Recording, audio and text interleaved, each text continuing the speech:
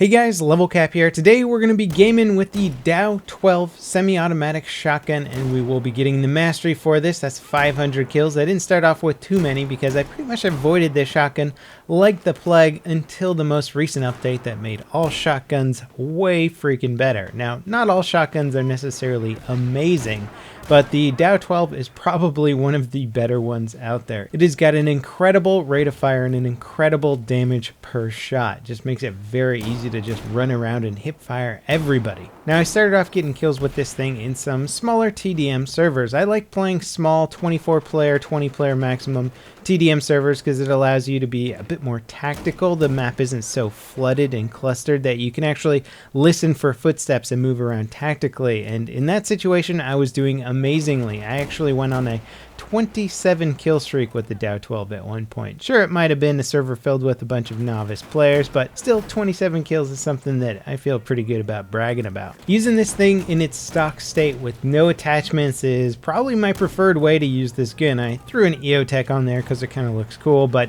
don't really need it for those aiming down sight shots, and you'll notice from this gameplay that most of my kills are actually hip firing the weapon. I'm using the gun with its standard buckshot ammunition, which is my preferred ammo for pretty much all shotguns unless I'm doing something funky with slug rounds or something like that, which are still pretty good in this game.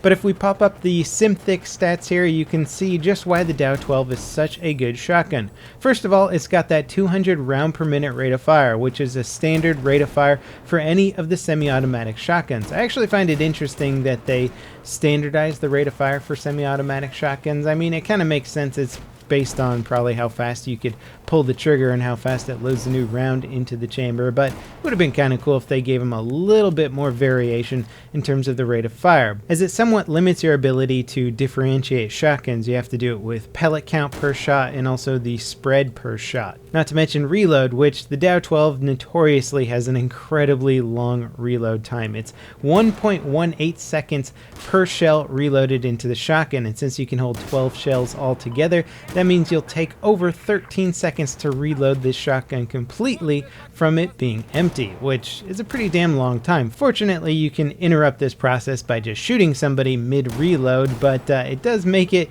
so that you're pretty much in a constant state of reload as long as the action is non-stop. Okay, let's talk about the stat that really makes this shotgun special. It's the pellet count. You have 15 pellets per shot, which is almost on par with pump action shotgun pellet counts. However, you can shoot this over twice as fast as any pump action shotgun out there, so it makes it incredibly good. To give you a comparison example, the SPAS-12 pump action shotgun has 18 pellets per shot. Admirable, can definitely one-shot somebody, but this only has 3 pellets less, and it can shoot 200 rounds per minute versus the SPAS-12's 92 rounds per minute. So your damage potential with this weapon is considerably higher. You can still one-shot people with it in close quarters, and frankly, if you don't hit that one shot, which you're not going to hit all the time with the SPAS-12 either, you can follow it up with a shot twice as fast as the SPAS-12 can. So your survivability with this shotgun is really incredible. So much so that I really felt a bit overpowered while running around in TDM. And TDM is without question the best place for shotguns. In fact, it's probably my new favorite type of weapon to run around with in Team Deathmatch, although I will say that the DAO-12 is a bit special. I was trying out the SPAS-12 for a loadout, and although it was fun, it was not as good or reliable as the DAO-12 in terms of just getting guaranteed kills, because you miss that shot with the SPAS-12, you usually don't have a chance for a follow-up, whereas the DAO-12 almost always gives you a follow-up shot chance, and you'll usually get the kill on that one. I feel like it's safe to say that most of the shotguns now are just so much better in close quarters that they are the ideal weapon for CQB combat, which seems like common sense, but for the longest time in Battlefield 4, there was plenty of high rate of fire assault rifles that could outdamage or just more consistently take out shotgun users, and so there wasn't a lot of reason to use them. But now, if you want the ultimate CQB weapon, shotguns are where it's at, especially the DAO-12. It's just brutal, and if you put a full choke or a modified choke on there, you can actually kill a lot of people at like 20 or even 30 meters away really effectively. It'll surprise a lot of you, and in fact I'm sure whoever's been playing the game recently will know that they've been killed by a lot of these semi-auto shotguns at medium ranges surprisingly fast. In fact, I'd even go as far to say that some of the shotguns are a bit too effective at medium ranges, where they start dipping into, say, carbine engagement distances and able to outdamage carbines in some of the, say, 30 to 40 meter engagement distances. And it's really crazy because shotguns you don't even have to be that accurate with, yet they can just totally decimate people at some ranges that are just very surprising at this point. I feel like it's definitely worth revisiting a little bit from the dev side, maybe tone down some of their long range abilities, and it's hard for me to make suggestions because there's that one statistic that is very hard for us to know, which is the cone of fire on shotguns. In Battlefield 3 at one point we had some fairly reliable cone of fire statistics, but in Battlefield 4 it's very hard to come by this information, and this is a very important statistic because it determines just how clumped up those pellets are going to be at further ranges, meaning if all your pellets are super clumped,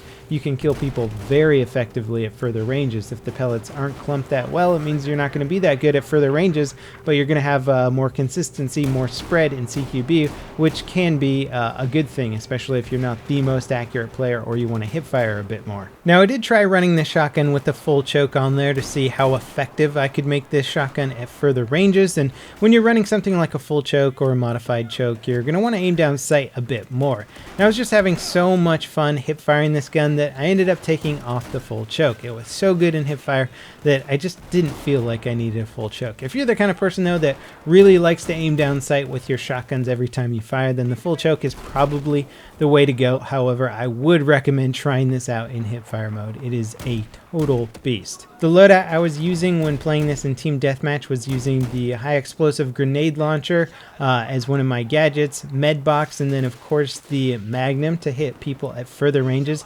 I would only use that on occasion if somebody was, say, head glitching or I felt like I could get a nice headshot at long range. Otherwise, the grenade launcher is also another good long range weapon to dish out some good splash damage. If you don't get a direct hit with it, you can then sometimes just finish them off with the shotgun even if they are at long range. Now we're coming up on that dog tag mastery, which is based on getting 500 kills with any specific weapon. It even applies to sidearms if you really want to torture yourself, although you can make it go faster on pistol only servers. Speaking of making it go faster, again, TDM is the way to go to rank up kills. You can get lots of points and have a lot of fun playing Conquest or Rush or any other game mode really, but in terms of just getting as many kills as fast as possible, there is no substitute for TDM other than maybe Domination, which is pretty much the same thing as TDM. It's just got some flags in it. And of course, it is still a very situational weapon. It's a shotgun, so you're just not going to get as great use out of it in some of the bigger, wide open Conquest maps